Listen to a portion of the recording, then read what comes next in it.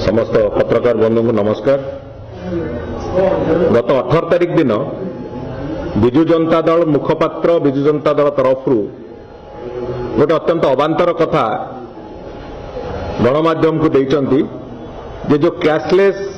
Economy कथा जो आपणकर विमुद्रीकरण परे जो कैशलेस इकोनॉमी पई सरकार जो उद्यम आरंभ करिसंती केंद्र सरकार जो बड़ी भाव में अत्यंत तत्परतार सहित कैशलेस इकोनॉमी आउथरे आसु कैशलेस इकोनॉमी जेते स्प्रेड करिवो देशर इन्फ्लेशन सेते कमिवो मुद्रास्फीतिर हार निश्चित भाव में अनेक परिमाण में कम परिलक्षित हबो। ये जो कथा को नुआ इकोनॉमी न्यू इकोनॉमी जा कुआ जाउची यार प्रतिष्ठा करिया पई जो उद्यम आरंभ करचंती राज्य सरकार गोटे फेडरल सिस्टम रे निजर कर्तव्य करिवा परिवर्ते शासक दल जो भली भाव में ताकू एक असंभव प्रक्रिया भली ताकू प्रोजेक्ट करने को चेष्टा करचंती एक अत्यंत निंदनीय दुर्भाग्यजनक कथा। आज जो कथा से माने कहिचंती जे भुवनेश्वर 30 किलोमीटर दूर रे इंटरनेट रो व्यवस्था नहीं कैशलेस इकोनॉमी केमिति हबो यार एक कथा को मु बाबद 2-3 बिंदु कहबा को चाहिबी। मते लागुची ए कथा कहबा जेतेबेले कहबा पूर्वरु हुए तो ओडिशार स्थिति बाबद रे ना सरकार ना ता शासक दलर नेता मानकर किसी विशेष धारणा अच्छी बोली एथिरु परिलक्षित हो नाही। एथिरे 2-3 जिनस होउची जहां भी इंफ्रास्ट्रक्चर रो कथा कुहा जाउची से इंफ्रास्ट्रक्चर को अवेलेबिलिटी नाही भुवनेश्वर 30 किलोमीटर दूर बाहर को नाही बोली कहबार अर्थ होउची से सरकारंकर राज्य सरकारंकर अपारगता नवीन पट्टनायक अपारगता को निजे विजु जनता दल प्रदर्शित करुची एभली एक स्थिति होईची। तेणुकर यार जवाब भी सरकार रखिया कथा कहीं एक कथा को विरोधी दल एक कथा को पचारू नहीं। ये प्रश्न तांको दलर मुखपात्र तांको दलर नेता माने तांको दल निज दल तांको पचारुची जे 30 किलोमीटर भुवनेश्वर बाहर को 30 किलोमीटर रेडियस पर एटी इंटरनेट सुविधा अच्छी कि नहीं। मु आज गोटे दिटा जिनिस आपन से जोड़ी कहवाक चाहूँगी। गत 27/1/2016 रे जेतेबेले सैम पिट्रोडा को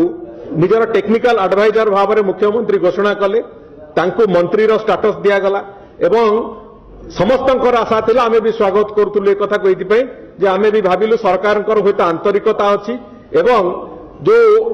दीर्घ 2004 रु पड़ी रही बंद होगी रही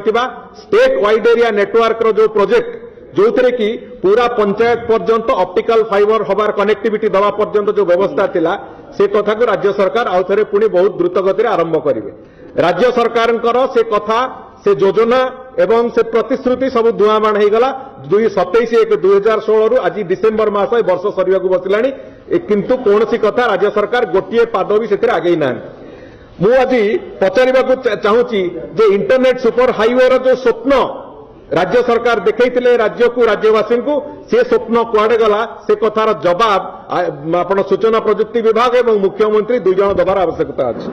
द्वितीय कथा होची गत वर्ष जून मास 2/6/2015 रे मुख्यमंत्री सूचना प्रजुक्ति विभाग रो करिथिले रिव्यू 2015 रु आज 2016 सरिया को बसला 2017 रे पाद दक बस सेते बेले 2-3 जिनिस कुआ जाइतिला। सेते बेले भी मुख्यमंत्री घोषणा करथिले स्टेट वाइड एरिया नेटवर्क जोटा आपनक इंटरनेट सुविधा पंचायत पर्यंत जीव एवं 6235 पंचायत रे सीधा सड़क भाव में इंटरनेट द्वारा कनेक्ट हम एवं पूरा गवर्नेंस शेष स्तर पर्यंत लोकों पाखे पहुंचो। एथिपाई विभिन्न विभाग जो प्लान बजेट रो 2% एथिरे खर्च हम एपणकर स्मार्ट गवर्नेंस काम एवं कनेक्टिविटी काम ये कथा पाई भी सरकार ताको घोषणा करथिले से घोषणा भितर रही जाय आज पर्यंत से भी 1.5 वर्ष पर भी सरकार 1.5 वर्ष ऊर्ध्व गलानी 1.5 वर्ष ऊर्ध्व गला पर भी सरकार गोटे पाद से आगे ना। तृतीय कथाटी होची जून 2016 रे राज्य सरकार आउ थे पुणी जितेबले चलित वर्ष जितेबले से समीक्षा कले आपणकर सूचना प्रजुक्ति विभाग सेतेबेले से आउ गोटे घोषणा करथिले जे 15 दिन भितर राज्य सरकार एक स्पष्ट टेलीकॉम नीति प्रचलन करेबे प्रणयन करेबे बोली एवं सेथिरे 11,000 बीपीओ स्थापना हबो ये कथा मुख्यमंत्री निजे घोषणा करथिले जहा फल रे रूरल सेक्टर रे साधारण भाव में युवक युवती मानक चाकरी सुविधा मिलिबो एवं ବ୍ୟାପକ ନିଯୁକ୍ତି କ୍ଷେତ୍ର ସୃଷ୍ଟି ହେବ ଏ କଥା ମୁଖ୍ୟମନ୍ତ୍ରୀ ଘୋଷଣା କରିଥିଲେ। ସିଏ ଘୋଷଣା ବି ଆଜି ତାରିଖରେ ଯଦି ଆମେ ପାଖାପାଖି 6-7 ମାସ ପରେ ଦେଖିବାକୁ ଚାହୁଁଛେ ଏ କଥା ସମ୍ପୂର୍ଣ୍ଣ ରୂପେ ଏକ ଧୂଆଁ ବାଣରେ ପରିଣତ ହୋଇଛି। ତେଣୁକରି ଏଇ ଯୋଉ 2-3ଟି କଥା କହିଲି ଇନଫ୍ରାଷ୍ଟ୍ରକ୍ଚର ଇଣ୍ଟରନେଟ୍ର ଇନଫ୍ରାଷ୍ଟ୍ରକ୍ଚର କଥା ଏ କଥା ନିଜେ ମୁଖ୍ୟମନ୍ତ୍ରୀଙ୍କ ଘୋଷଣା ତାଙ୍କ ସରକାରଙ୍କର ଘୋଷଣା ଇଏ ସବୁ କଥା କେବଳ ଗୋଟେ ଭେଳିକି ଭଳିଆ ଥିଲା ସବୁ କଥା ଓଡ଼ିଶାବାସୀଙ୍କୁ ସ୍ୱପ୍ନ ଦେଖାଇବା ଭଳିଆ ଥିଲା ବିଭ୍ରାନ୍ତ କରିବା ଭଳିଆ ଥିଲା। ତେଣୁକରି ଯୋଉ ମନ୍ତବ୍ୟ ବିଜୁ ଜନତା ଦଳର ନେତାମାନେ ଦେଇଛନ୍ତି ସେ ସିଧାସଳଖ ଭାବରେ ମୁଖ୍ୟମନ୍ତ୍ରୀଙ୍କୁ ଆରୋପ କରିଛନ୍ତି। ତେଣୁକରି ବହୁତ ଗୁରୁତ୍ୱପୂର୍ଣ୍ଣ କଥା ତାଙ୍କ ଦଳ ତାଙ୍କୁ ପ୍ରଶ୍ନ କରୁଛି ମୁଖ୍ୟମନ୍ତ୍ରୀ ଏହାର ଜବାବ ଦେବା ଦରକାର ଅଛି।